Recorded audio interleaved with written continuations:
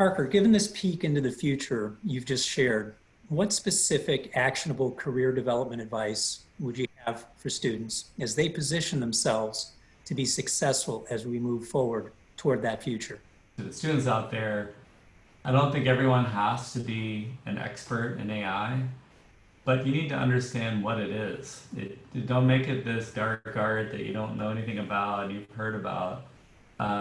You don't have to understand the mathematics behind it, but understand that it is mathematics, and and it is applying, at least with machine learning, it's statistical modeling on a lot of data to try to get a prediction, and many students listening might have taken statistics, and that kind of directionally a version of AI. You probably didn't think about it that way. So I think it's important that you familiarize yourself with the world around you. Where is AI affecting you? If you talk to your phone, that's AI. If you're saying, "Hey Siri, add this to my calendar," or text Jeffrey, that is AI. And don't try to dispel the magic of it. That's the value of education. We're having some really exciting conversations with faculty at Middlebury. It's like, how could we have more relevance and more teaching in a liberal arts way about a facility with data, a facility with AI, with machine learning, but applied to English literature, applied to philosophy, applied to history, and not the applied arts of what we do at Salesforce. And I just get so excited when I hear about that, and that plays right into where we at Salesforce see the future. I think the beauty of Middlebury and liberal arts education is that it is liberal arts. My first piece of feedback is immerse yourself in the liberal arts. The best thing about Middlebury is it teaches you to communicate, both with written language as well as verbally. And there's no skill that's more important in your career than an ability to clearly and concisely communicate, to make concise arguments, to convince others, or to be convinced, to listen. Or listening is also super important. So my first bit of advice is love Middlebury. Love the liberal arts. It's amazing, and I love bringing liberal arts candidates into Salesforce because they add a huge amount of value. And I think many companies don't always see that. They're looking for the specific degree, the specific skill set. Skill sets can be learned quickly. And it's more about the breadth of what you learn at liberal arts colleges is so important.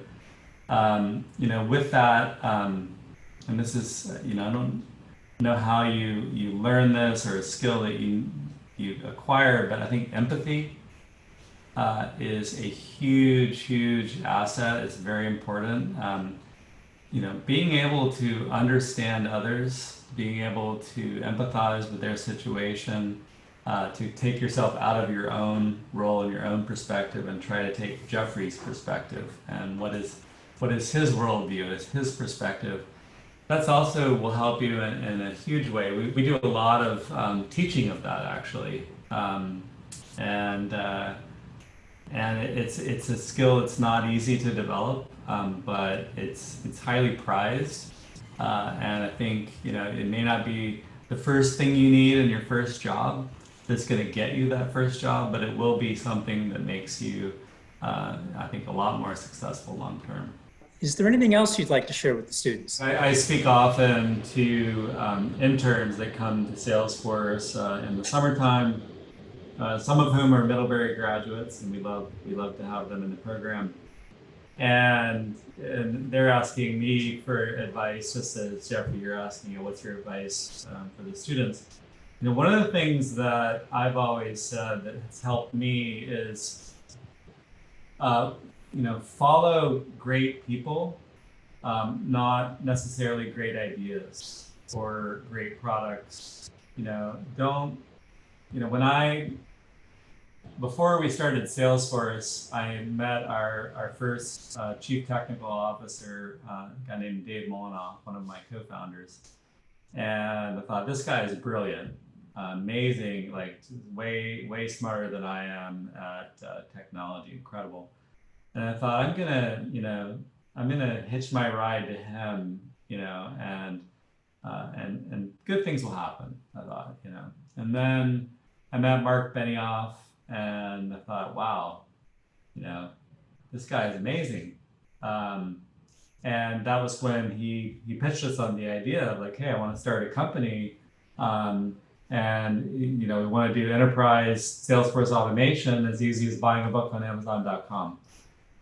I thought, okay, that sounds like a good idea. And we have been doing Salesforce automation. We have been doing some early cloud computing. I thought we could do this, but I also thought, if this doesn't work, it'll be good to be connected and working with Mark Benioff, because good things could potentially happen. He's an amazing leader, amazing mentor. And so, as you go through life, whether it's in your personal relationships or in work, make sure you're surrounding yourself by those great people, and that you don't have to follow them. It's not a recipe necessarily for success, but I do believe that that's helped me a lot. And it wasn't about chasing this dream or this mission. It was the people that were part of it, and the relationships and the learning and the mentorship. And you'll know those people when you meet them, when you are with them, and you'll get a lot of reward by keeping them in your life, in your career, and I think advice back to students listening is, when you're going through hard times and crisis, the first reaction is freeze and get stressed and kind of lock down. That's why we focused on health, especially mental health. But if you can kind of come through that, how do you then find energy in a crisis that might help you innovate? And innovation is not just about technology. Innovation happens everywhere. I think we have to be specific and relevant to the moment we're in, and we're all in a global pandemic. Some people are calling it a global endemic, that it's here and it will be here for a long time. Maybe it's the new normal, we don't know. And so, my advice is, don't try to see past that. You need to embrace the world we're in right now, and how do you picture yourself in that world as you enter the workforce? It's hard, it's scary. Coming into the workplace, you may not actually go and be in person with other people who have also just joined the company you're joining, or be able to interact in person with other people that are at the company. How can you onboard into these companies, and how can you learn in this new world? And how can you form the relationships and the connections? Many of you are probably better skilled and better prepared to do that than many of us who have been in business for a long time. You've grown up with this technology. You've grown up with FaceTime, with Hangouts, with texting, chat, social media. There's a lot of negative aspects of all of that, this excessive screen time, the FOMO of social media. But think about the positives. Think about all that you've learned. Salesforce as a company started and basically took what was successful in the consumer world, which is Amazon.com is a bookseller. Buy a book online, great idea.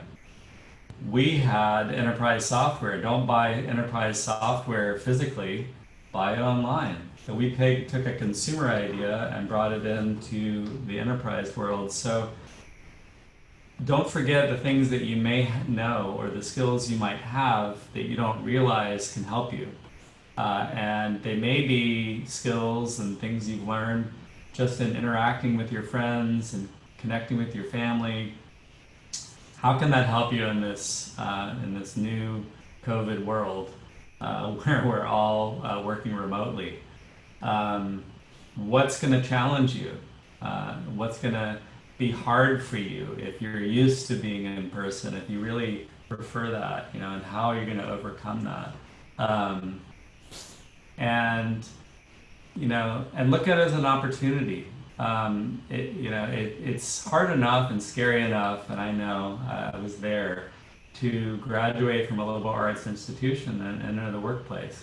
It's hard, it's scary, so accept that. Give yourself permission to feel that, and it's okay if you're anxious, if you're scared. But then try to move past that and think, well, I can do this. And I could be good in this world, and I could maybe be better than some people who are already in this world. And finally, we spend a lot of time at work. At least I do. It's a large part of my day, my week, my month. Make sure it's what you love to do. Follow your passion. Don't do something because you think it's the right thing to do, or because you think it looks like it's the right thing, from the perception, or because you think it will make you lots of money and that's going to make you happy. Do it because you love it, and it may not be exactly what you did at Middlebury or the path that you thought you were going to be on, but try to find it and know when you found it. That feeling inside when you're like, yes, I'm super passionate, I'm excited, I'm in the zone. It's really this is good. And if it doesn't feel like that, ask for help, ask for mentorship, both at your company, but also the Middlebury Network is incredible. Ask for mentorship, ask for advice. Don't be quiet about it, and you'll be surprised. People love to help. And you'll find your path, and it'll be amazing. We've been speaking with Parker Harris, co-founder and chief technology officer of Salesforce. Parker, thank you for sharing your thoughts with us. Thank you, Jeffrey. It's a pleasure.